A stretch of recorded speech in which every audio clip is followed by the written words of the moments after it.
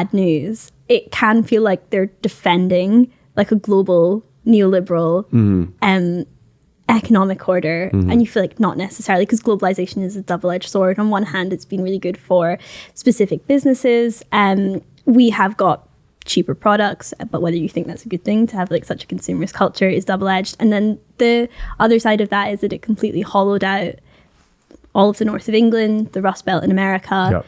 So it's complete, when you're speaking about these things, it's hard to be so black and white. Do you know who was quite black and white about this? Tell me who was black and white. The Justin bankers. Trudeau. The bankers that I spoke to yesterday. Of course. You're in the city, right? Yeah, shall we hear what they thought about the tariffs? Let's hear what they thought.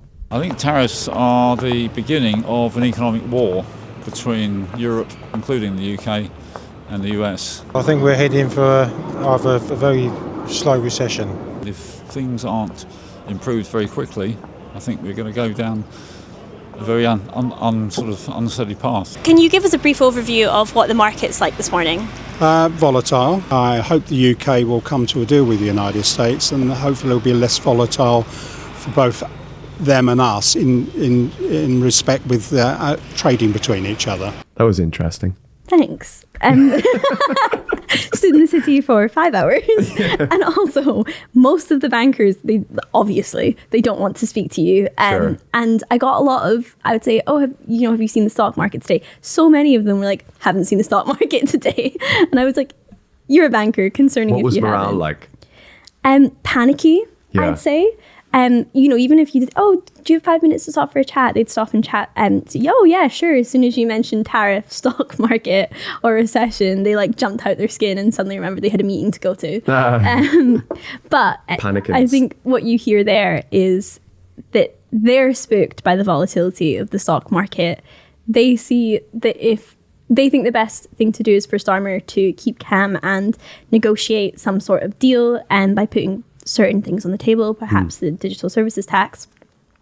They see that as a kind of only way to steer the UK economy out of this safely. Interestingly, though, Yanis Varoufakis, who Ollie will be speaking to later this morning That'll about be this, on our channel soon. Yeah. Maybe even today.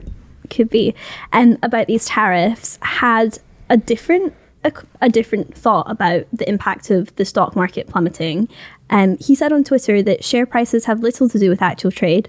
Their precipitous fall reflects more the terror of margin calls on traders who use overpriced shares to borrow for the purposes of gambling than the real effects on trades. And he also is kind of buying into this idea that the tariffs and plummeting the stock market is step one, and then step two is to cut taxes to what he describes as fat cats who can then buy up all that low price stock, and it will then inflate through the roof and make them even richer. Mm-hmm. That's what Yanis sees as being the long-term goal of this. It's just not real, is it? Like the stock market, it's almost depressing how fake it all seems. I think the stock market is astrology for boys. Like if you believe it, it's true, you know. It's all just how much do you believe this company is worth? And you're in Taiwanese semiconductors. I could see that for you. Yeah, that's so you. Yeah. That's really funny. No, it's like the point is obviously a good one by Yanis Varoufakis, but it's terrifying to see. I think just the feeling on the ground when you're there. I mean, you were there for most of the day yesterday and nobody wants to speak to you. That indicates to me some level of terror rather than like, oh, I'm really busy at the moment. Mm-hmm. Like these guys are not like, they're making a lot of money, buying high.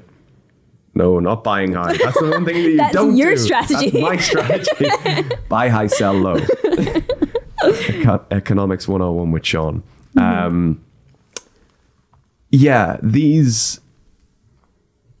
These people are kind of the first line of defense against the recession, but they're always the easiest ones to panic and to make news stories of. Like this, We should get somebody in to explain the stock market to us. I'm not going to sit here and talk about the stock market because I'm not big into my astrology. I'm sorry. But the idea that since Thursday last week or Wednesday last week, whenever the tariffs came in, we have been inundated with every half hour a notification from a news publisher saying, this has happened, this has been sold, someone said this about this stock and that stock and the other stock. When what Yanis Varoufakis is saying is, this is just guys speculating on the price of a thing that has no material value. Like when you're buying Tesla stock, you're not buying the wheel of a car. You know, you're buying something speculative in the hope that this is going to be more valuable, that you can sell it when it's more valuable and make money off. It's gambling. It's gambling. There's no basis in reality with it. And it's terrifying that during this time where there's going to be very real consequences for every ordinary person in the world, we're spending our time talking about how much less wealthy Elon Musk is because Tesla stock has fallen through the floor, or how Donald Trump has shot himself in the foot because the American stock exchange is just finished. The real consequences of this are going to be felt by you and me. It's going to be I can't see Keir Starmer being somebody who's going to turn around and say, we're going to burn the stock traders. We're not going to bail them out. We're not going to, like, he's been over the weekend and yesterday and I think this morning as well, he's been talking about how the UK is planning to defend business and to defend the well-being of traders and owners of businesses in the face of the tariffs, and didn't rule out raising or cutting benefits again to stop that gap. It's absurd. That's what I was thinking when there's all this talk about the digital services tax being on the table, which is a 2% tax on really big tech firms like Amazon. It raises 800 million a year in revenue for the government. And okay, if you put that on the table in an American trade deal, it didn't even take much for it to be on the table. Like, it was even before the tariffs that they were saying they were just eager to burn this. But where's that 800 million coming from then? Are you going to cut PIP further? Like, who is this coming from? In fact, and this goes back to what Yanis Varoufakis was saying, when he was talking about how should the EU respond to the tariffs, and should they have raise reciprocal ones, and he said you can never ever engage in a trade war with someone like the US, who you are in such a massive trade deficit to. The only option is to dismantle your own, he used the word mercantilist, economic bloc, and fundamentally change how you engage with the economic order. Otherwise, you're always going to be subservient to these huge economic countries. More European breakup. Yeah.